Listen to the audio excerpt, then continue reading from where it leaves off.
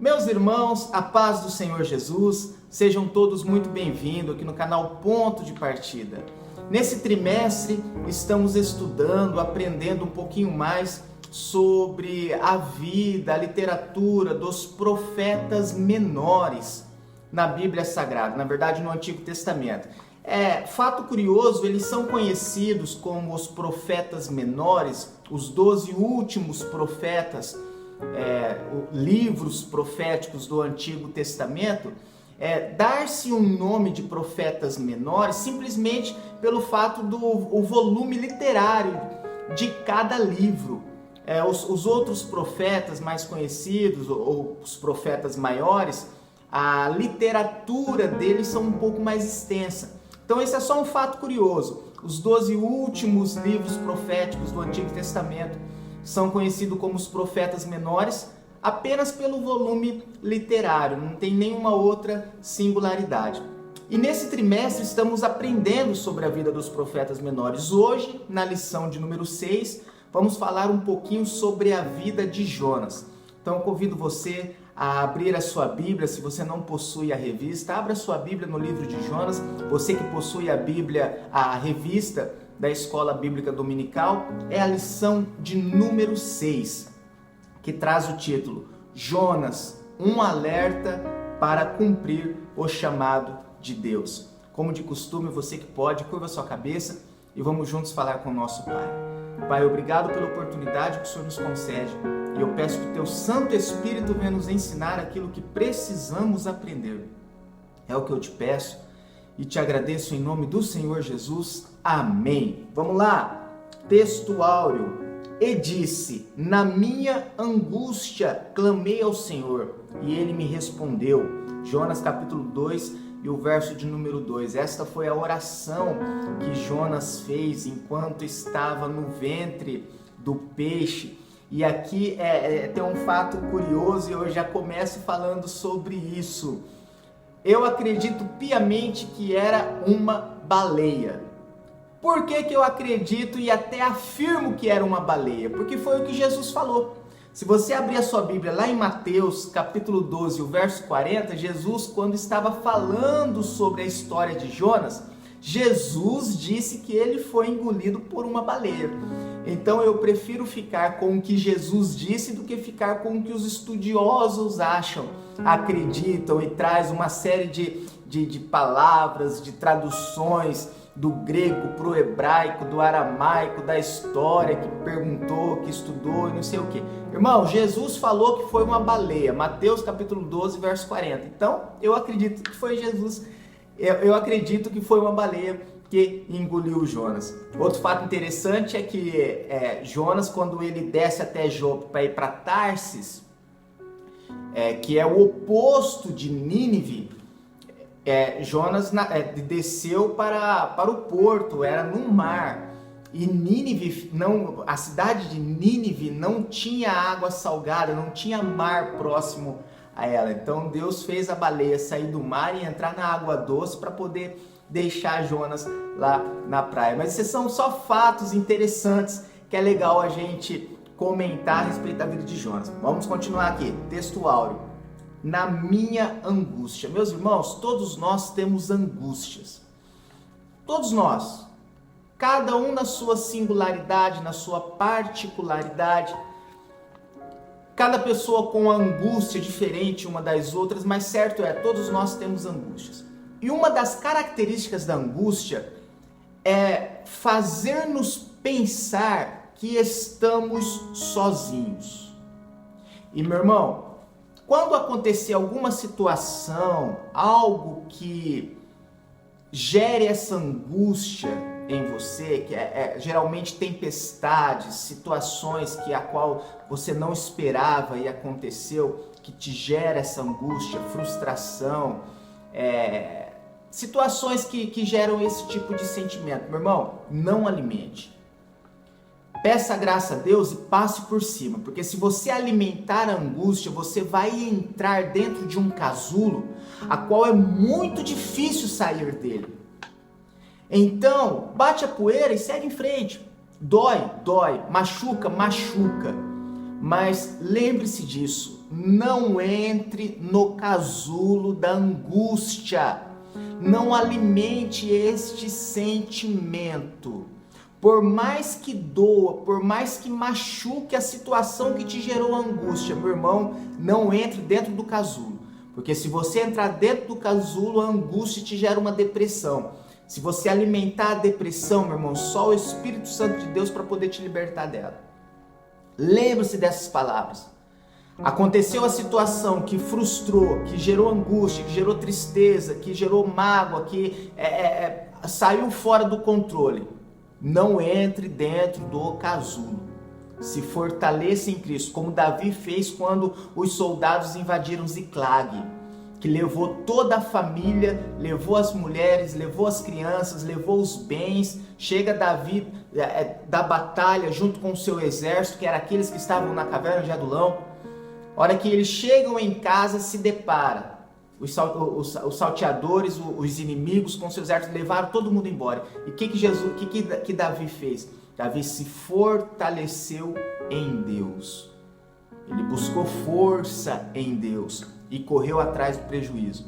Foi e trouxe em busca dos seus inimigos e trouxe toda a família do pessoal que havia sido raptada. E até os despojos, e Deus não permitiu que ninguém tocasse nem nas crianças e nem nas mulheres.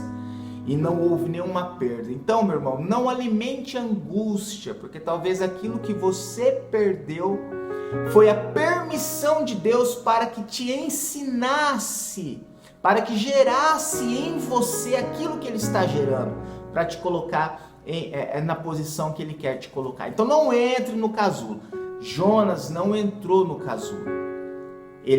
Quando ele faz essa oração, essa súplica a Deus, ele estava no ventre ali da baleia e até em sua oração ele diz que as correntes do inferno, ele estava se sentindo como no abismo, estava passando sobre o seu corpo. Mas ele não permitiu que isso o intimidasse ou tirasse o relacionamento que ele tinha com Deus. E nós vamos falar um pouquinho sobre isso rapidamente, porque é só uma pré-aula, mas Jonas, ele era o tipo de profeta sincero. O nível de relacionamento que Jonas tinha com Deus. Jonas, ele era muito sincero. Ele dizia para Deus: Deus, eu não quero ir. Eu vou fugir porque eu não quero. E quando nós vemos lá no livro de Jonas, no capítulo 4, na sua oração, quando Deus muda a situação de Nínive, Jonas ora a Deus novamente em uma grande tristeza. Quando ele estava debaixo da aboboreira, que Deus enviou aquela lagarta para poder destruir a aboboreira que estava fazendo sombra sobre a sua cabeça, ele ora a Deus e diz: Deus, eu sei que o Senhor é misericordioso. Eu não disse isso lá na minha casa, antes de eu sair para essa missão. Eu sabia que o Senhor era misericordioso, que o Senhor poderia salvar o povo de Nínive, que o Senhor não iria não iria fazer aquilo que foi a mensagem. Ou seja, o nível de relacionamento e de intimidade que Jonas tinha com Deus, ele conhecia o Deus que ele servia, a ponto de dizer assim: o que Deus está mandando eu fazer, eu sei que no final não será feito. É difícil da gente entender e falar sobre isso, mas Jonas era tão sincero com Deus e tão íntimo que ele sabia que a sentença que Deus tinha dado para Nínive, mandado ele falar essa sentença, Deus era misericordioso para poder mudar aquilo que ele tinha dito que iria fazer com Nínive. Meu irmão, Jonas era íntimo de Deus. Seja uma pessoa íntima, conheça o seu Deus, gere relacionamento com o seu Deus. Verdade aplicada. Mesmo que pareça absurdo ou diferente do que pensamos, devemos ser obedientes ao chamado divino. Obediência. Nós sermos obedientes não é só fazermos aquilo que nos convém. Você demonstra sua obediência quando você faz algo que você não gostaria de fazer. Ser obediente naquilo que nos convém, naquilo que não gera em nós nenhuma frustração, que não gera em nós nenhum contratempo, que não gera em nós nenhuma força contrária, é muito fácil. É fácil, não está te causando nada, não há uma resistência da sua parte em obedecer aquilo que foi dito. Então isso é simples. O duro, meu irmão, é você ser obediente e fazer aquilo que não te convém, o que você não quer fazer, mas você faz por obediência. Isso é demonstrar ser obediente. Nosso texto de referência está no livro de Jonas, capítulo 1, do verso 1 ao verso 8. Tópico número 1, cenário da mensagem do profeta Jonas. Nesse cenário onde todo tipo de barbaridade imperava, somando ao forte antagonismo entre Nínive e Jerusalém. Vamos falar um pouquinho sobre Nínive. Nínive, meu irmão, era uma cidade, aproximadamente seus 120 mil habitantes, na antiga Síria, hoje conhecida como a região do Iraque. Isso, Nínive está no mesmo lugar que hoje é o Iraque. É o mesmo povo. Muda-se a geração, mas o povo é o mesmo. Então Nínive era conhecida pela sua força em batalha e pela sua barbaridade. Os reis de Nínive era do costume de manter não vou falar marketing, a gente pode dizer um marketing, mas manter a fama de Nínive como um povo bárbaro em batalha. Para os irmãos terem ideia, quando se entrava no salão, na sala do rei, quando ia se entrar na sala do rei, o salão que antecedia a sala do rei, antes de você chegar na presença do rei, na sala do trono, existia estátuas com atrocidades daquilo que eles faziam nas batalhas. Na entrada de Nínive já mostrava estátuas de grandes guerreiros. Quando você se dirigia para entrar na cidade, dizem os estudiosos, quando se faz uma pesquisa você vê, várias estátuas de homens de guerra e de feitos em batalhas. Estátuas de situações, de cenas de batalha. E no salão que antecedia a sala do trono, imagem daquilo que era feito nas batalhas, de atrocidades, empalamento, irmão, eu nem sei dizer, porque não é do nosso costume, mas imagina cenas de batalhas com atrocidades, era isso que tinha pintado no salão que antecedia a sala do trono. Ou seja, todos temiam os habitantes de Nínive. Sabe aquelas cenas de filme que você vê, Senhor dos Anéis, de batalhas e outras séries de filmes épicos? Meus irmãos, isso era a fama de Nínive. Um povo poderoso, um povo bárbaro. Era exatamente o oposto dos judeus. Aquilo que nós acabamos de ler, o antagonismo do povo de Deus. Nínive era o tipo de povo que, aos olhos humanos, Deus já tinha esquecido. Deus não se importava mais. Já tinha aquele tipo de povo que a gente fala, para esses não tem solução. E quando Jonas recebe a mensagem, a palavra de Deus para ir até Nínive, ele vai pregar a esse povo uma mensagem de arrependimento. Então Jonas não quis ser desobediente, Jonas teve medo. Se o povo já é conhecido pelas barbaridades que fazem em batalhas, imagina o que eles irão fazer comigo se eu entrar dentro da cidade falando que essa cidade vai ser dizimada por causa da iniquidade deles. Então Jonas teve medo. Quem não tem medo? Por mais íntimo que Jonas era de Deus, por mais... E o interessante, meus irmãos, que um profeta, ele tem um relacionamento com Deus. Ele ouve a voz de Deus, mas é só ele que ouve. Deus diz algo para ele que não diz para mais ninguém. E é só o relacionamento entre ele e Deus. Por isso que muitos profetas não são compreendidos. E não sei se você já teve a experiência. Conta para alguém algo que Deus disse só para você sobre uma determinada situação. Irmão, ninguém acredita. E quando você fala que Deus falou com você e disse para você realizar algo? E geralmente quando Deus fala isso, é para você fazer aquilo que ninguém está fazendo, o contrário de tudo, e que aos olhos humanos é impossível de acontecer, de dar certo. Mas Deus falou para você fazer, Deus mandou você ir, Deus mandou você entregar, Deus mandou você realizar. Meu irmão, ninguém acredita. É algo que é só entre você e Deus. E foi isso que aconteceu com Jonas. Deus manda Jonas ir pregar para Nínive uma mensagem de arrependimento, em um lugar que seria impossível do povo se arrepender, e Jonas teve medo. Por isso Jonas decide fugir e buscar uma solução por si próprio. E agora nós vamos continuar decorrendo aqui. A mensagem de Jonas 1.2.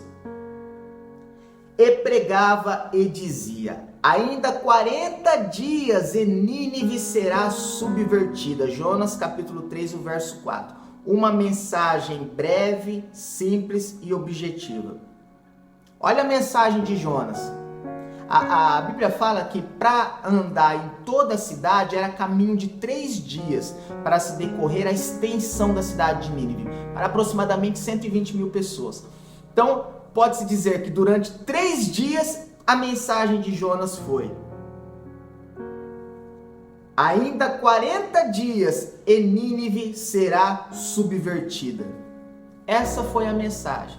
3 dias pregando isso. Ainda 40 dias e Nínive será subvertida. Se arrependam-se dos seus pecados. Ei, meu irmão, quando você prega a mensagem de Deus, há uma grande diferença. Não pregue a sua mensagem, não. Pregue a mensagem de Deus. Pregue só aquilo que Deus diz para você pregar, aquilo que Ele diz para você falar. Não acrescenta mais nada da sua parte, não, para tentar minimizar. Você entendeu? A situação. Minimizar a situação. Pregue só o que Deus mandou você falar. Fale só o que Deus mandou você dizer. Seja fiel à mensagem que Deus colocou no seu coração, porque é a mensagem de Deus que vai dar o resultado, não é a mensagem que você acha ou que você acredita. A resistência de Jonas ao chamado. Ele precisava ir ao território inimigo e pregar uma mensagem de destruição a um povo poderoso e violento. Nós falamos sobre isso. Tópico número 2. A fuga do profeta. Em sua limitação, julgou haver a possibilidade de não cumprir aquele chamado sem maiores prejuízos pessoais. A história nos conta que Jonas, quando ele entra no barco para ir para Tarsis, vem a tempestade e logo em seguida aqueles que estavam no barco começou a perder os seus recursos pessoais. Uma das características daquele que sai do propósito de Deus, a perca dos recursos. Ei, meu irmão, se você começou a perder algum recurso, é porque talvez você está no propósito errado. Não é isso que Deus tem. A ideia até é boa, a intenção até é boa, e talvez eu vou até além. Talvez Deus realmente tem isso para a sua vida, mas não é o momento. Por isso que perdeu o recurso. Uma das características daquele que está fora do caminho dos planos de Deus, a perda dos recursos. Na tempestade, todos começaram a jogar os recursos no mar para tentar aliviar o peso do barco, para o barco não afundar. E todo capitão que coloca algum passageiro fora da direção de Deus, ou que está tentando fugir, ou que está dizendo não, ou que está recuando ao chamado de Deus, meu irmão, geralmente tem perda de recurso. Olha quem está no seu barco, olha para quem você está dando carona, olha para quem você permitiu entrar na sua embarcação. Talvez a perda do recurso é porque você está dando confiança a quem não é, ou dando passagem para quem não é para dar passagem, não é para abençoar no momento. Meu irmão, quando você for abençoar alguém, ore a Deus primeiro. Pergunte para Deus: Deus, é isso que o Senhor quer? Porque talvez Deus está tratando com a pessoa e você quer ajudar a pessoa porque você está com dó, você é bonzinho, e realmente você tem o Espírito Santo de Deus na vida. Mas primeiro pergunta a Deus se aquela situação não é o próprio Deus tratando com a pessoa. E não é para machucar, não é maldade, não é ruindade, não. É porque ela precisa de um tratamento. E o pai sabe como corrigir o filho, como tratar o filho. 2.3, o arrependimento de Nínive. Ao ouvir a mensagem, todo o povo creu em Deus, humilhando-se e jejuando, mostrando arrependimento por suas más ações. Do rei até o mais carente do povo, incluindo os animais, todos ficaram cobertos de roupas de saco e sobre cinza. Esse era o costume de quando se arrependiam, quando havia realmente um arrependimento. O arrependimento é a conversão, é mudar a atitude, mudar a rota, não é remorso. Remorso, você sente a dor, mas continua a prática, continua no caminho. Você sofre, mas continua fazendo. Isso é o remorso. Você chora, clama, sente a dor, sente a frustração, mas continua na prática. Já o arrependimento é literalmente mudança de rumo, mudança de atitude. É mudar a rota, é a conversão. E isso aconteceu com o povo de Nínive quando Jonas pregava a palavra de Deus, a mensagem que Deus mandou ele entregar. Quando você é fiel na mensagem, a mensagem produz fruto, produz mudança, produz arrependimento, produz mudança de rota, mudança de caminho, mudança de atitude. Louvado seja o nome do Senhor. Tópico 3, Jonas para hoje. 3.1, o poder de Deus. A experiência vivenciada pelo profeta demonstrou o poder de Deus sobre a natureza quando enviou a tempestade e a acalmou. Também ao enviar o grande peixe para resgatá-lo e ao devolvê-lo em segurança na praia. Da mesma forma, quando acelerou o crescimento de uma planta aboboreira e usou um verme para destruí-la, numa demonstração pedagógica de que nada foge do seu controle. Jonas capítulo 4, verso 6. Meu irmão, a pedagogia de Deus é indescritível. Sai fora da nossa alçada. Não queira entender quando Deus está trabalhando ou ensinando algo a alguém. Geralmente nós ensinamos... Os fariseus, os próprios fariseus, antigamente na época de Jesus, os saduceus, os fariseus, quando os professores da época, quando eles iam ensinar, eles ensinavam muito na teoria. Via-se muito os principais da sinagoga, quando eles iam ensinar, os escribas, quando eles iam ensinar, eles ensinavam muito na teoria. E nós vemos poucos momentos do Senhor Jesus tirando o sermão do monte e ensinando algo na teoria. Todos os professores da antiga lei, eles pegavam os seus alunos e levavam para as sinagogas para ensinar. E nós vemos Jesus pegando os seus discípulos e levando para as ruas. Os professores antigamente ensinavam nas sinagogas, Jesus ensinava nas ruas, ou seja, os professores ensinavam na teoria, Jesus ensinava na prática. Ensina na prática. Geralmente a pedagogia do nosso Deus, o Senhor Jesus, é na prática. No livro de Jonas nós vemos ele ensinando a obediência na prática.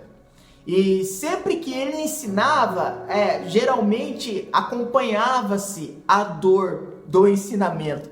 A dor é uma das ferramentas da pedagogia do nosso Senhor Jesus. Jonas, quando Jesus diz que iria salvar Nínive pelo fato do povo se arrepender, ele fica muito triste com essa situação, e como eu falei no capítulo número 4, e ele sobe até um monte e fica triste com aquela situação. Então o Senhor Deus, para alegrá-lo, faz nascer um pé de abóbora sobre a cabeça dele, e ele fica muito feliz. Depois dessa alegria que o próprio Deus gerou em Jonas, Deus manda uma lagarta para comer as folhas da abóbora, para gerar tristeza. E a Bíblia diz que ele chorou amargamente, pediu até a própria morte, pelo fato de Deus ter gerado uma alegria e depois gerado uma tristeza. Deus deu algo e Deus tirou algo ao mesmo tempo, rápidas, frações de tempo muito rápido. é a pedagogia de Deus. Pedagogia sempre geralmente vem acompanhada da dor. Se de repente isso aconteceu na sua vida, é Deus te ensinando algo. Então aprenda o que Deus quer te ensinar. Tire todas as lições que você puder deste momento, porque enquanto o professor está te ensinando algo, ou estiver te ensinando algo, significa que ele está pertinho de você, porque o professor ele não ensina à distância, o nosso professor ensina próximo, junto, perto. Louvado seja o nome do Senhor Jesus. Deus abençoe você, o seu lar, a sua casa, a sua família. Leia o livro de Jonas e aprenda tudo aquilo que o nosso Deus, o Senhor Jesus, quiser te ensinar. Deus te abençoe e até a nossa próxima pré-aula, querendo Deus.